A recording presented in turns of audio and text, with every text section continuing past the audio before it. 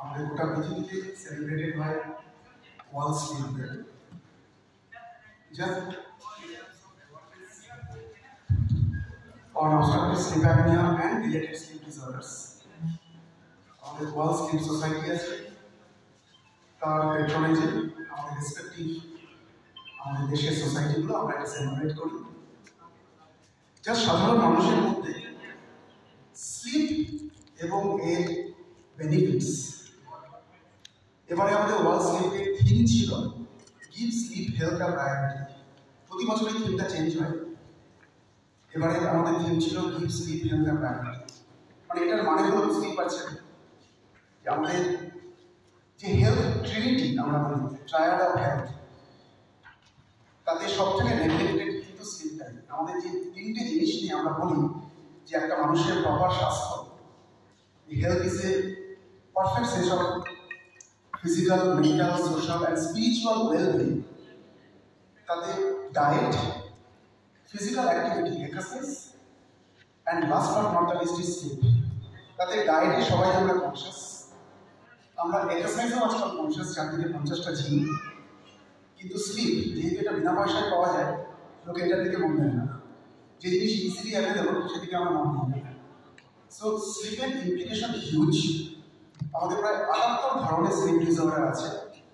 সেগুলোর সম্বন্ধে কনসিয়াসনেস এবং অ্যাওয়ারনেস বিল্ড আপ করার জন্যই আমরা ওয়ার্ল্ড স্লিপ ডে সেলিব্রেট করি। যে কতটা ইম্পর্টেন্ট ডে টু ডে লাইফে আমাদের ঘুমের প্রয়োজনীয়তা। তার মধ্যে যে রোগটা অ্যাকচুয়ালি কাইন্ড অফ কিওরেবল, সেটাই হচ্ছে আমাদের second most common sleep disorder, that is obstructive sleep apnoea, যেটাকে চলতি কথায় আপনারা নাক ডাকার রোগ বলেন। আমাদের অনিদ্রা বা ইনসোমনিয়ার পরে সেটা সব থেকে কমন। অবস্ট্রাকটিভ স্লিপ অ্যাপনিয়া হচ্ছে second most common sleep disorder. ইনসোমনিয়ার যেহেতু অনেক কিছু সাইকোলজিক্যাল অ্যাঙ্গেল আছে, কাজে সেটা ঠিক সেভাবে ডেফিনেটিভ ট্রিটমেন্ট করে সবসময় সরানো যায় না। কিন্তু বেনিফিটটা হচ্ছে অবস্ট্রাকটিভ স্লিপ অ্যাপনিয়ার ক্ষেত্রে এটা একটা কিউরেবল ডিজিজ, এটাকে সারানো সম্ভব। এবং পোস্ট কোভিডের পর থেকে আমরা আমাদের প্র্যাকটিসে, ক্লিনিক্যাল প্র্যাকটিসে কমিসা বলে একটা টার্ম আমরা এখন পাচ্ছি, মানে চলে এসছে সেই টার্মটা, COMISA, কমিসা। এটার পুরো কথা হচ্ছে comorbid insomnia and sleep apnoea. That means ইনসোমনিয়াও শুধু আর একা আসছে না, ইনসোমনিয়ার সঙ্গে স্লিপ অ্যাপনিয়াকে নিয়েই আসছে, আর স্লিপ অ্যাপনিয়া তো ছিলই। সো অবস্ট্রাকটিভ স্লিপ অ্যাপনিয়ার ইমপ্লিকেশনটা সাংঘাতিক ইম্পর্টেন্ট হয়ে গেছে এখন। এবং ঘরে ঘরে, ডান দিকে বা দিকে, চারদিকে আমাদের এই রোগের পেশেন্ট। একটা জিনিস মাথায় রাখা ভালো, সেটা আপনাদেরকে বলা বলি, সেটা হচ্ছে নাক ডাকা মানেই কিন্তু স্লিপ অ্যাপনিয়া নয়, প্যানিক করা উচিত নয় সবসময়। নাক ডাকাটা হচ্ছে সব থেকে কমন সিমটম অবস্ট্রাকটিভ স্লিপ অ্যাপনিয়ার। সো অবস্ট্রাকটিভ স্লিপ অ্যাপনিয়া যে পেশেন্ট ভুগছেন, অবস্ট্রাকটিভ স্লিপ অ্যাপনিয়া নামটার মধ্যেই লুকিয়ে আছে যে এটা হচ্ছে একটা অ্যাপনিয়া বা দম আটকা choking spell during sleep because of obstruction. মানে কিছু অবস্ট্রাকশনের জন্য। সেই অবস্ট্রাকশনটা কোথায়? আমাদের নাক থেকে গলা পর্যন্ত আপার এয়ারের অবস্ট্রাকশন। এটা কিন্তু লাংসের ব্লক নয়, এই মেসেজটা দেওয়াটা খুব জরুরি। Obstructive sleep apnoea is not equal to asthma. COPD আর অ্যাজমা নয়, এই মেসেজটা দেওয়াটা অত্যন্ত জরুরি। কাজেই এইখানে আমাদের ENT সার্জনদের রোল এবং হোল ওয়ার্ল্ডে অবস্ট্রাকটিভ স্লিপ অ্যাপনিয়া ম্যানেজমেন্টের দায়িত্ব, প্রথম দায়িত্ব আমাদের ENT সার্জনদেরই উপরে বর্তায়, নট পালমোলজিস্ট বা চেস্ট ফিজিশিয়ানদের উপর। আজকে যদি কোনো কমপ্লিকেশন থাকে লাংস রিলেটেড, ডেফিনেটলি আমি আমার পালমোলজি ফ্রেন্ডের হেল্প নেব। আজকে আমাদের এখানে সায়েন্টিফিক CME-তে আমার পালমোলজি ফ্রেন্ড ডেফিনেটলি আছেন, থাকবেন। যে 8-10 জন ডক্টরকে নিয়ে আমরা আজকে আমাদের CME-টা করতে চলেছি, মাল্টিডিসিপ্লিনারি, ক্রস ডিসিপ্লিন, অন্যান্য সাবজেক্টের উপরে যে ইমপ্লিকেশন, সেগুলো ডিস্টিংক্টলি আমরা ভাববো। কার্ডিওলজিক্যাল ইমপ্লিকেশন, ডায়াবেটিস বেড়ে হয়ে যাওয়া, অবস্ট্রাকটিভ স্লিপ অ্যাপনিয়ার থেকে ওবেসিটি চলে আসা। আপনারা হয়তো ভাববেন যে লোকে বলে যে ওবেসিটি বা ভারী চেহারা বা মোটা চেহারা, হাই বডি ওয়েট, তার জন্য অবস্ট্রাকটিভ স্লিপ অ্যাপনিয়া হয়। সবসময় কিন্তু সেই ব্যাপারটা ঠিক নয়, ব্যাপারটা উল্টোটাও সত্যি। মানে it becomes a vicious cycle, egg chicken সাইকেলের মতো। যেমন এগ আগে না চিকেন আগে, এটা যেমন একটা নেভার এন্ডিং কন্ট্রোভার্সি, ঠিক এখানেও কিন্তু তাই। অ্যাপারেন্টলি আপনাদের মনে হবে যে ওবেসিটি বা ভারী চেহারা, high body weight, high BMI, তার জন্য আমার স্লিপ অ্যাপনিয়া হচ্ছে। কিন্তু উল্টোটাও সত্যি যে আমার স্লিপ অ্যাপনিয়ার জন্য ফার্দার আমার ওয়েট বেড়ে যাচ্ছে বিকজ অফ এটা অ্যাকচুয়ালি মেটাবলিক স্ট্রেস। আমাদের অবস্ট্রাকটিভ স্লিপ অ্যাপনিয়াতে যেটা বলছিলাম তখন আমাদের নাক থেকে গলা পর্যন্ত আমাদের যে আপার এয়ারওয়ে যে ডিফারেন্ট স্ট্রাকচারাল যে ব্লক, ওই স্ট্রাকচারগুলোর গঠনগত ব্লকের জন্য বডিতে অক্সিজেনটা ঢুকে কম। রাত্রিবেলা পেশেন্ট যখন ঘুমোচ্ছেন নাকের ব্লক, গলার ব্লক, জায়গায় জায়গায় ব্লক, অক্সিজেনটা ধাক্কা খেয়ে খেয়ে ঢুকছে এবং সেই ভাইব্রেশন থেকে যে আওয়াজটা তৈরি হচ্ছে সেটাকেই আমরা স্নোরিং করি। কিন্তু এই পর্যন্ত হচ্ছে simple snoring. This is not equal to sleep apnoea always. নাকে একটু সামান্য অ্যালার্জি লেগে বা ঠান্ডা হয়ে আমাদের যদি ব্লক হয় সেখানে তো আমাদের স্নোরিং হতে পারে, কিন্তু দ্যাট ডাজন্ট মিনস যে তার ওএসএ হয়ে গেছে। অবস্ট্রাকটিভ স্লিপ অ্যাপনিয়া কখন আমরা বলবো? অবস্ট্রাকটিভ স্লিপ অ্যাপনিয়ার একটা কোয়াড্রেন্ট আছে, মানে একটা কোয়াড্রেন্ট অফ সিমটম, চারটে সিমটম যেটা আমাদের কনস্টিটিউট করে যে স্লিপ অ্যাপনিয়া আছে কি নেই। মিনস নাম্বার ওয়ান, তার স্নোরিং থাকতেই হবে, প্রথম যেটা বললাম। সেকেন্ড, রাত্রিবেলা ঘুমের মধ্যে মাঝে মাঝে স্নোরিংটা বন্ধ হয়ে গিয়ে একটা টিপিক্যাল বাড়ির লোকে ফিল করবেন যেন কোনো আওয়াজ হচ্ছে না, অ্যাজ ইন তিনি ঘুমোচ্ছেন নাকি কিছু একটা ফ্যাটাল কিছু হয়ে গেছে, নোবডি নোস, কোনো আওয়াজ নেই। এবং তারপরে একটা চোকিং স্পেল, জাস্ট জেগে ওঠা, লাইক দ্যাট। এটা কি বলা হয়? Apnoea, breath holding choking spell. নাক রাখতে রাখতে শ্বাসের প্যাসেজটা হঠাৎ করে বন্ধ হয়ে যায় এবং সেটা বডির ডিফেন্সে। আমরা অত সহজে তো সাফার করি না, আমাদের একটা ভগবানের দেওয়া ন্যাচারাল মেকানিজম আছে আমাদের ডিফেন্স। আমরা জেগে উঠি, ওটা থেকে ওভারকাম করে বেরিয়ে আসার চেষ্টা করি। সেইটা যেই হলো আমি জেগে উঠলাম, আবার আমার বডিতে খানিকটা অক্সিজেন আবার ঢুকলো, আবার আমি ঘুমোচ্ছি, আবার নাক ডাকছে, আবার একটা ব্লক হচ্ছে। গোটা রাত এরকম ফ্র্যাগমেন্টেশন অফ স্লিপটা চলতে থাকে, ঘুম জাগা ঘুম জাগা। ইভেনচুয়াল রেজাল্ট হচ্ছে দিনের বেলা একটা যেখানে সেখানে টায়ার্ডনেস, একটা যেখানে সেখানে স্লিপিনেস, যেটার ইমপ্লিকেশন সাংঘাতিক in work place accident, particularly যদি machinery, heavy machinery plant, engineering plant, এসব জায়গায় যদি কাজ করতে হয় রাত্রেবেলা স্লিপ অ্যাপনিয়ার জন্য দিনের বেলা ওয়ার্ক প্লেসে অ্যাক্সিডেন্ট একটা গ্লোবাল ইকোনমিক বার্ডেন, একটা গ্লোবাল হেলথ একটা ইকোনমিক বার্ডেন। আমাদের 2019-এর ডেটা $160 বিলিয়ন হচ্ছে global health burden, economic burden of sleep apnoea globally. এটা ইউএসএর ডেটা, আমাদের দেশে এরকম কোনো ডেটা এখনো পর্যন্ত নেই, কিন্তু এটা ইউএসএর ডেটা। গোটা পৃথিবীতে 2019 সালের ডেটা $160 বিলিয়ন ইমপ্লিকেশন, এবং সেই ইমপ্লিকেশনগুলো কিসের থেকে? আমার work place accident, motor car accident, আমার কোমরবিডিটি, আমি রাত্রেবেলা এই স্লিপ ডিস্টার্বেন্সে যে দিনের বেলা আমার একটা মৃত্যু হলো, ড্রাইভ করতে গিয়ে অ্যাক্সিডেন্ট হয়। যদি কোনো কারণে আমি ফ্যাটালিটি আমার যদি কিছু নাও হয়, তাহলে যে অ্যাক্সিডেন্টটা হলো সেই অ্যাক্সিডেন্টের জন্য আমার যে হসপিটাল স্টে হলো, সেই হসপিটাল স্টের ইমপ্লিকেশনটা কি? আলটিমেটলি এটা তো ইকোনমিক বার্ডেন। আইদার আপনার এমপ্লয়ার সেটা বিয়ার করছে অথবা ইন্স্যুরেন্স কোম্পানি বিয়ার করছে, ultimately it is our tax pairs money, honestly speaking. So it is a huge economic burden এই অবস্ট্রাকটিভ স্লিপ অ্যাপনিয়া।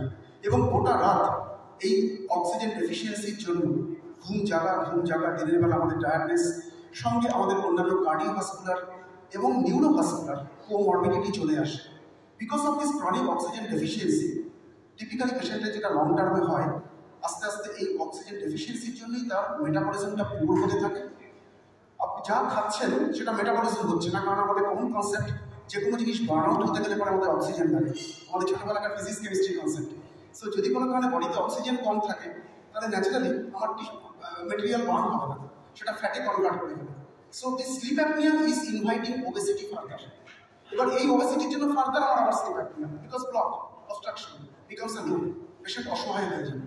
এবং এই অক্সিজেন ডেফিসিয়েন্সির জন্য long term implication cardiological, like arrhythmia, hypertension, ischaemic heart disease, stroke, brain stroke, এবং depression, irritability, headache, long টার্মে Alzheimer's, memory loss, এগুলো তো আমি ছেড়েই দিচ্ছি, আর্লি এজিং, অল্প বয়সে ঘুরিয়ে যাওয়া, এবং রিপ্রোডাক্টিভ হেলথের উপর implication. I get personally plenty of patients confidentiality ইস্যুর জন্য প্রশ্নই নেই তাদেরকে হাজির করার। They are suffering from infertility because of obstructive sleep apnea, because of these biological and metabolic disorders due to sleep apnea. So শুধু obstructive sleep apnea মানে শুধু আমরা নাক ডাকা নিয়ে এটাকে কিন্তু শুধু ব্যাপারটা সোশ্যাল অ্যাঙ্গেল হয়ে যায়, মানে সোশ্যাল অ্যাঙ্গেল কাইন্ড অফ স্পাউসের অসুবিধা হচ্ছে, বাড়িতে আমার বেড পার্টনারের অসুবিধা হচ্ছে, বা আমার হয়তো কোথাও ওয়ার্ক প্লেসে আমার রুমমেটের অসুবিধা হচ্ছে, শুধু তা নয়। সো স্লিপ অ্যাপনিয়ার ইমপ্লিকেশন শুধু স্নোরিংয়ের সাউন্ডটা হতে পারে না, এটার implication overall head to foot প্রত্যেকটা পার্টকে এফেক্ট করে। সো এটা বোঝার আছে।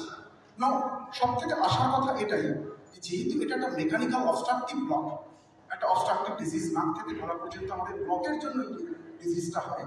সো এগুলো কারেক্টেবল, এটাকে কারেক্ট করা পসিবল। এবং ইন্ডিয়াতে, আমাদের সাউথ ইস্ট এশিয়া এবং ইন্ডিয়ান সাবকন্টিনেন্টে আমরা একটা বিশাল সাবসেট অফ পেশেন্ট পাই বিকজ অফ আমাদের অ্যানথ্রোপোমেট্রিক্যালি, আমাদের সেফালোমেট্রিক, আমাদের যে স্ট্রাকচার, আমাদের জয়ের যে স্ট্রাকচার, আমাদের মাথা স্কালের যে স্ট্রাকচার, সেটা ঠিক জার্মান বা ওই আমেরিকানদের মতো হিউজলি বিল্ড ওরকম ধরনের চেহারা নয় আমাদের। আমাদের সাউথ ইস্ট এশিয়াতে আমাদের মরফোমেট্রিক প্যাটার্নটাই হচ্ছে স্ট্রাকচারাল ওয়ার্ক, এবং এটাকে আমরা বলি নন ওবিস অবস্ট্রাকটিভ স্লিপ অ্যাপনিয়া। মানে স্লিপ অ্যাপনিয়া মানেই যে ওবিস, স্লিপ অ্যাপনিয়া মানেই যে তার একমাত্র ট্রিটমেন্ট ওয়েট রিডিউস করুন, তা নয়। একজন lean and thin, 25 BMI, body mass index 25-26, hardly তার ফিচার পেলেও হয়তো বডি ওয়েট এক্সট্রা নয়, তার জন্যও কিন্তু তার স্লিপ অ্যাপনিয়া হতে পারে। কেন? Because of this block. তার নাক থেকে গলা পর্যন্ত জায়গায় জায়গায় মাল্টিপল লেভেলের স্ট্রাকচারাল ব্লক হয়েছে, তো এটাকে তো ঠিক করা সম্ভব। সো আমাদের current modality of treatment completely বদলে গেছে। আমার যে দুই পেশেন্ট আমার দুদিকে বসে আছেন, মিস্টার গণেশ জানা, মিস্টার নয়নিশ টিবরেওয়াল, এছাড়াও আমার ইননিউমারেবল পেশেন্টস, সবাইকে তো হাজির করা যায় না, দু একজনকে হাজির করা যায়। সো এরা বেসিক্যালি এই কমপ্লেন নিয়েই আমাদের কাছে এসেছিলেন, এবং আমি কি করেছিলাম আমরা, সেটা হচ্ছে আমি স্লিপটাকে আমরা ইভ্যালুয়েট করি।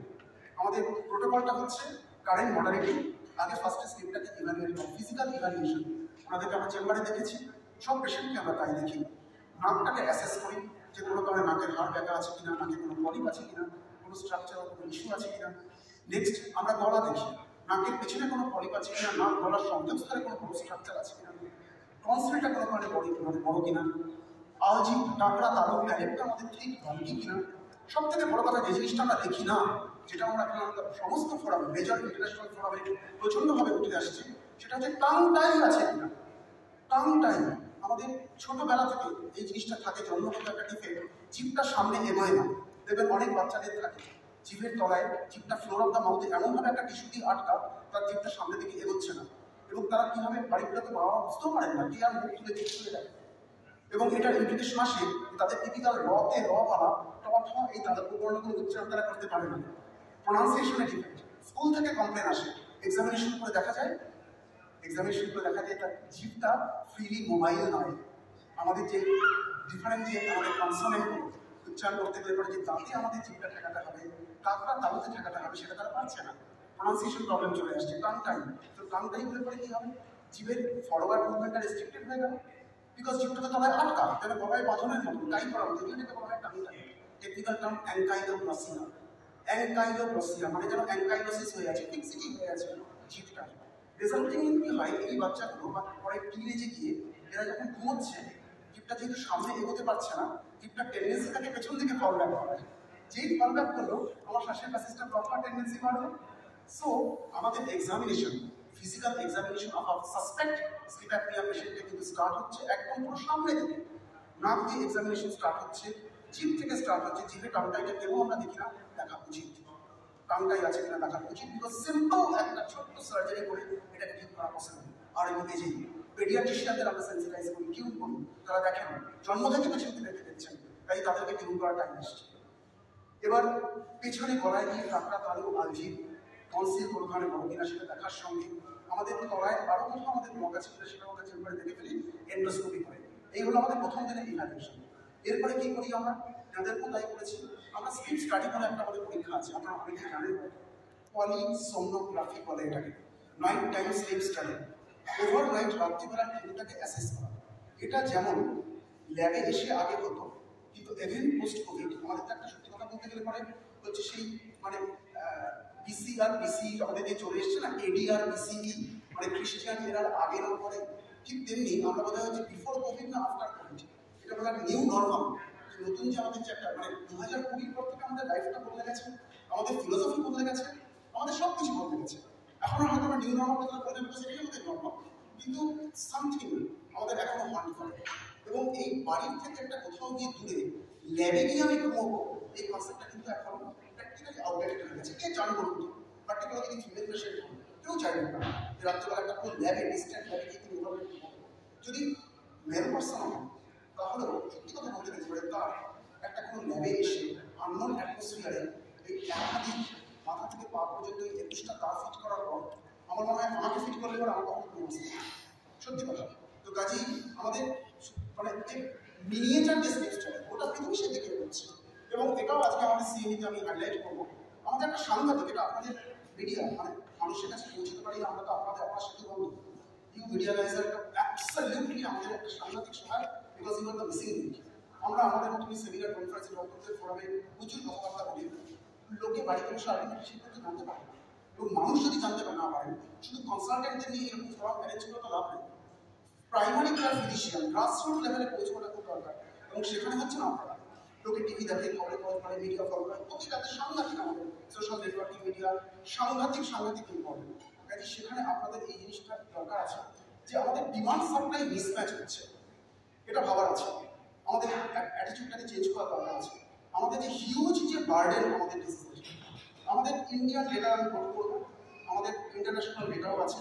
বেঞ্চমার্ক একটা পাবলিকেশন 2019-এর globally all over the world huge 960 million people হচ্ছে অবস্ট্রাকটিভ ভ্যাকসিনেশন। এবং তার মধ্যে আমাদের দেশে আমাদের 150 বিলিয়ন পপুলেশনে আমাদের 9.6% আমাদের Indian association of surgeons for sleep apnoea, আমাদের যেটা nationwide sleep surgical association, currently আমি তার অনারারি সেক্রেটারি, ন্যাশনাল সেক্রেটারি। আমাদের ডেটা, আমাদের president doctor Vijay Krishnan flight হেডে যে আমাদের চলে আসছে, বিজয় আসছে 1 ঘন্টা আগে চেন্নাই থেকে ফ্লাইট হয়েছে। সো আমাদের ডেটা এবং দিল্লি এইমস থেকে পাবলিশ ডেটা, আমাদের Indian data 9.6% of adult Indian population are suffering from sleep apnoea. আমাদের দেশের পপুলেশনের কথা চিন্তা করলে পরে absolute number is huge, apparently percentage is কম। সিঙ্গাপুর আমাদের নেবারিং কান্ট্রি, সিঙ্গাপুরে অবস্ট্রাকটিভ স্লিপ অ্যাপনিয়ার পার্সেন্টেজ এভারেজ হতে পারে আপনারা অবাক হয়ে যাবেন, ইট ইজ 70%। 17 নয়, 17 নয়, it is 70। Peter Institute Neurology Journal, Chest Journal, published data. You can check it, trust it. I just asked you. 2019-এর pre-COVID, 2019-এর ডেটা যদিও আমাদের পোস্ট কোভিড আরেকটা জিনিস আমরা অ্যাচিভ করেছি, আমরা চায়নাকে সারপাস করে এখন হোল ওয়ার্ল্ডের মোস্ট পপুলাস কান্ট্রি। কাজে আমাদের এই অ্যাবসলিউট নাম্বারগুলো কিছুটা ভ্যারি করবে, কিন্তু পার্সেন্টেজ তো ভ্যারি করবে না। আমাদের 150 কোটি দেশে যদি 9.6% যদি অবস্ট্রাকটিভ স্লিপ অ্যাপনিয়ার বার্ডেন হয়, এবং সেখানে যদি আমি মনে করি শুধু ওই ল্যাবে ডেকে ওই কার ফিট করা ওই কস্টলি টেস্টটা দিয়ে আমি স্লিপ স্টাডি ডায়াগনোসিস করে স্লিপ অ্যাপনিয়া ডায়াগনোসিস করবো, তাহলে লেডিজ এন্ড জেন্টলম্যান আমাদের ভাবার আছে যে আমরা সত্যি কি কিছু মিস করছি। আমাদের যে হিউজ ডিজিজ বার্ডেন এবং আমাদের যে অ্যাভেলেবল রিসোর্স আমরা কিন্তু পৌঁছতে পারছি না। সো ডিমান্ড সাপ্লাই মিসম্যাচ হচ্ছে, তার মানে আমাদের স্বীকার করার সময় এসছে যে we are not able to reach out to the population. আমরা সবার কাছে পৌঁছতে পারছি না, সেটা পৌঁছানোর দরকার আছে। না পৌঁছানো তো একটা হিউজ একটা পপুলেশন ট্রিটমেন্ট থেকে পৌঁছতে পারছে। সো এখানেই চলে আসছে আমাদের portable miniature home based study. একদম পুরো এগুলি এখন মোস্ট কমনলি হোল ওয়ার্ল্ডে পপুলার। আমরা পেশেন্টের বাড়িতে পাঠিয়ে দিই, এইভাবেই করছে। এবং টেকনিশিয়ানরা পেশেন্টের বাড়িতে যায়, ওই একটা ওয়ারেবল ডিভাইস, একদম gadget, very simple, either just একটা বেল্ট অথবা সিম্পল একটা হাতে রিস্ট ব্যান্ডের মতো। কিন্তু সেটা কখনোই আমাদের হচ্ছে আমাদের এই অ্যাপল ওয়াচ দিয়ে কম্পেয়ার করবেন না।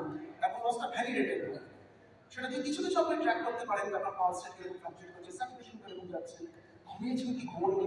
এগুলো প্রত্যেক মানুষের সাথে সকালে উঠে দেখি স্লিপ ট্র্যাকার মোবাইলে দেখছে, একটা হ্যাবিট হয়ে গেছে, ফাইন, কনসাসনেস বিল্ড আপ করবে। কিন্তু এটা কখনো আমাদের সাইন্টিফিক্যালি আমি সেটাকে স্লিপ স্টাডি হিসেবে মানবো না। কিন্তু মিনিয়েচার যে স্লিপ স্টাডি, যেটা কেউ পেশেন্টের বাড়িতে লোক পাঠিয়ে, এবং কিছু আরো মিনিয়েচার ডিভাইস এসছে, যেটা হয়তো ধরুন খুব নমিনাল একটা প্রাইসে পেশেন্ট কিনে নিয়ে গেলেন, 8 দিন 10 দিন ইউজ করতে পারবেন, মানে he can average out of 7 to 8 night স্লিপের অ্যাভারেজ। এক রাত দিয়ে জাস্ট হিসাব করতে হচ্ছে না, একাধিক রাত করতে পারবেন। তো কাজেই আমরা যদি আরো এরকম ধরনের মানুষের কাছে পৌঁছতে পারি যেখানে তাকে ল্যাবে আসতে হচ্ছে না, তাহলে আমাদের ডায়াগনোসিস আরো অনেক বেটার হচ্ছে, আমরা অনেকের কাছে পৌঁছতে পারছি। কাজে এই slip study level 3 slip study বলে এটাকে। ল্যাবের স্টাডিটাকে বলা হয় লেভেল 1, আর বাড়িতে পাঠানোর স্টাডিটাকে বলা হয় লেভেল 3। মাঝখানে একটা লেভেল 2 আছে, জাস্ট ফর ইউর ইনফরমেশন, এটা পপুলার নয়। লেভেল 2 স্টাডিটা হচ্ছে লেভেল 1 এর মতোই একটা নাইট টাইম স্লিপ স্টাডি, কিন্তু পেশেন্টের বাড়িতে। এটা আমরা কখনোই রেকমেন্ড করি না, কারণ কতগুলো গ্রাফিক করা ওরকম একটা কমপ্লিকেটেড টেস্ট, এটা ল্যাবে টেকনিশিয়ানের প্রেজেন্স ছাড়া করা উচিত না। তাই আমরা বলি হয় রিসোর্স থাকতে পারে লেভেল 1, আদারওয়াইজ লেভেল 3। এবং ভেরি ফ্র্যাঙ্কলি লেভেল 1 না লেভেল 3 এটাও আমাদের আজকে সিএমইতে একটা মানে দু একটা প্রশ্ন থাকবে, আলোচনা থাকবে, তারও আমাদের গাইডলাইন আছে। কাকে আমরা করবো? আপনি বলতেই পারেন যে আমি পজিটিভ টেস্টটা করবো, এটা তো কোনো কষ্টের কোনো ফ্যান্সি নয়, বা সস্তায় বাজিমাত করে বাড়িতে পাঠানো টেস্ট নয়। আমাদের নিয়মটা করে যদি একজন সাসপেক্ট স্লিপ পেশেন্টের যদি আমরা আর প্যারালালি অন্য কোনো স্লিপ ডিসঅর্ডার সাসপেক্ট না করি, এটা বলছিলাম প্রায় 58 ডিসঅর্ডার আছে। সাপোজ এটা ইনসোমনিয়া নয়, সাপোজ এটা অন্য কোনো নাইট টাইম ড্রিম ডিসঅর্ডার নয়, আমার যদি অন্যান্য যদি আর অন্য কোনো স্লিপ ডিসঅর্ডার সাপোজ সাসপেক্ট করছি না, আমি ওএসএই ভাবছি, এবং আমার অন্য কোনো প্যারালাল কোনো মেডিকেল কোমরবিডিটি নেই, আমার কোনো কার্ডিওলজিক্যাল প্রবলেম নেই, আমার কোনো নিউরোলজিক্যাল কোনো ইস্যু নেই, নার্ভের কোনো সমস্যা নেই, তাহলে আমাদের 99.99% কেসে আমরা আরামসে এই বাড়ি টেস্ট করতে পারি। কি বললাম বুঝতে পেরেছেন? কাজে এই স্টাডিটা করা হয়ে গেলে পরে তারপরে হচ্ছে আমরা নেক্সট একটা টেস্ট করি, সেটাকে বলা হয় হচ্ছে স্লিপ এন্ডোস্কোপি। বিকজ আমাদের স্লিপ অ্যাপনিয়া মানেই একদম পুরো ডিভাইস করে রাত্রিবেলা ঘুমানো, এই কনসেপ্টটাও কিন্তু আমরা নিয়ে এসেছি। বিকজ স্লিপ অ্যাপনিয়া ট্রিটমেন্ট মানেই হচ্ছে রাত্রিবেলা শুধু একটা মেশিন করে ঘুমানো হয়, কারণ মেশিন ডিপেন্ডেন্ট লাইফ কি চান, এটা তো আমার বেসিক্যালি স্ট্রাকচারাল প্রবলেম তো কোনো ট্রিটমেন্ট হবে না, এটাই হচ্ছে নতুন একদম।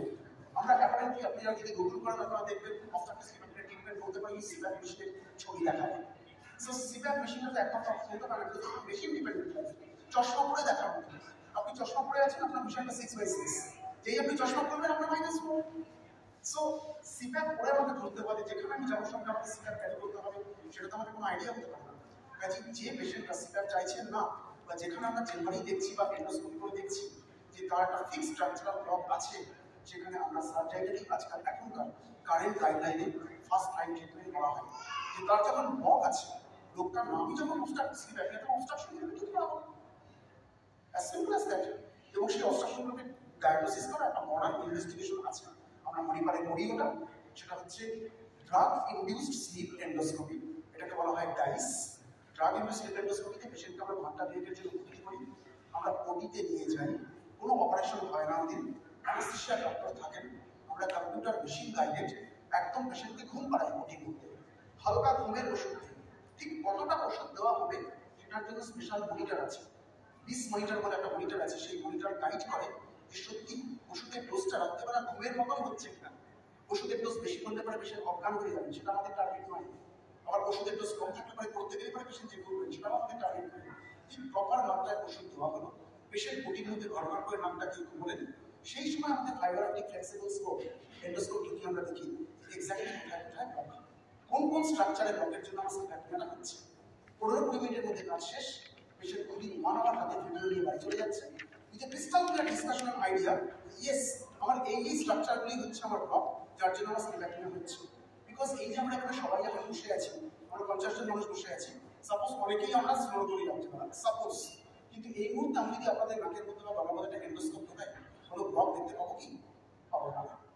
আমি একটা স্ট্রাকচারাল আইডিয়া করবো যে ব্লক হতে পারে, কিন্তু ঠিক ওই স্ট্রাকচারটাই যে আমার স্লিপ অ্যাপনিয়া ক্রিয়েট করছে এটা বুঝতে পারবো না, বিকজ আপনি এখন ঘুমছেন না, আপনার নাকও ডাকছে না। সো ঘুম পাড়িয়ে ওই সিচুয়েশনটাকে ক্রিয়েট করে দিতে হয়, রিক্রিয়েট করি আমরা ওটির মধ্যে নাইট টাইম স্লিপটা, এবং পেশেন্ট যখন ঘুমোচ্ছেন তখন dynamic assessment, this is the modern sense. Dynamic ব্লকগুলোকে আইডিয়া করো, অ্যাসেস করো এক্স্যাক্টলি কোথায় কোথায় ব্লক আছে।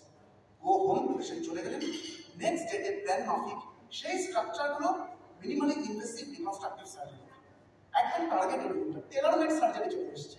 Once upon a time historically ওই স্লিপ অ্যাপনিয়া সার্জারি মানেই বলা হতো শুধু প্যারেটটাকে কেটে দাও বা টনসিলটাকে বাদ দিয়ে দাও বা শুধু নাকের ব্যাকাহারটাকে ঠিক করে দাও, তা নয়। যেখানে যেখানে ব্লক বেরোবে সেই target oriented surgery, this is the modern science, এবং সেটাই আমরা করছি।